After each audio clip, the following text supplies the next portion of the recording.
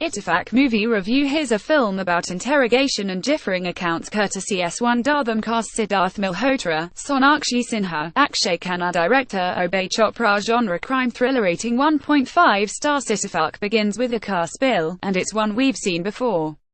In the brilliant 2006 Bond film Casino Royale, Daniel Craig speeds through a bend in a secluded road when we sees a woman tied and trussed up in the middle of the road. Bond's Aston Martin screeches and swerves with appropriate urgency, and he flies over and past her in a spectacular pirouette that has already become one of cinema's most memorable crashes. In Ittefaq, Siddharth Malhotra flips a sedan while barreling down a crowded Mumbai street while a generic background score desperately tries to excite. We call it a royale with cheese. Ittefaq movie review. There are two murders. There are two suspects courtesy YouTube. Credit where it's due. This remake of Yash Chopra's songless thriller does not skimp on the cheese.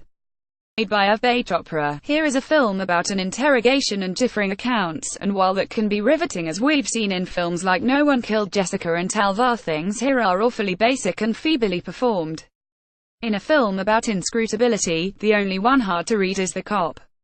Both murder suspects look like they're trying their hardest to act innocent, which, given their credentials, doesn't go all that far. Ittefaq movie review. Sonakshi plays a housewife courtesy YouTube. There are two murders, there are two suspects, and there is one scowling police detective trying to unravel things on a very rushed timeline.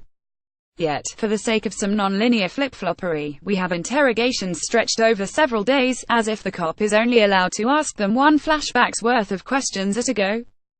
Despite the relatively brisk running time and a double murder at its heart, the case runs cold and Obey Chopra's film emerges unforgivably dull. The young man next to me in the theater vanished after the intermission while I sighed enviously at the screen.